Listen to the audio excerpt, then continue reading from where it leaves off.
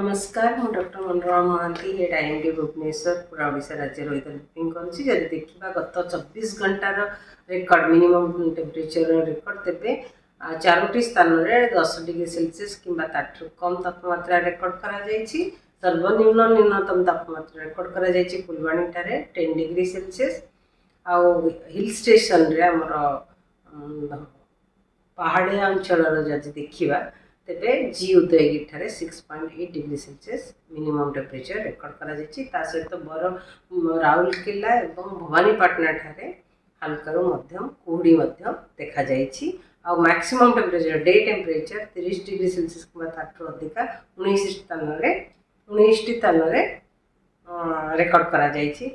ता सहित सिमलीगुड़ा ठारे 9.1 डिग्री सेल्सियस, दारिंगबाड़ी ठारे 10 degree Celsius, Nuapada 11 degree Celsius, Jharsuguda Bhawanipatna जो देखिए डे टेम्परेचर का maximum temperature 31.5 degree Celsius record करा जायछि। बलांगीर ठारे 31.4 डिग्री सेल्सियस, ढेंकानाल ठारे 31.3 डिग्री सेल्सियस रेकर्ड करा जायछि। न्यूनतम तापमात्रा स्वाभाविक भैल्यू ठारे 2.3 डिग्री सेल्सियस कम रही अनुगुल ठारे, पारादीप रे 1.4 डिग्री सेल्सियस कम रही। सहित भुवनेश्वर 1.4 डिग्री सेल्सियस कम रही, कटक रे 1.2 डिग्री सेल्सियस कम रही, सुंदरगढ़ संबलपुर रे 2.8 डिग्री सेल्सियस अधिका तापमात्रा रही स्वाभाविक भैल्यू ठारू।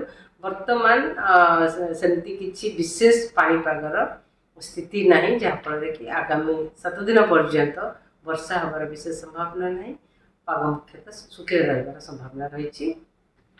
सहित आमर उपकूलवर्ती अंचल जिला गुड़िक सहित सुंदरगढ़ ठारे कां स्थान में हल्का मध्यम कुहुड़ी हबार संभावना रही। आगामी 5 दिन पर्यंत कुहुड़ीर पूर्वानुमान करा जायछि।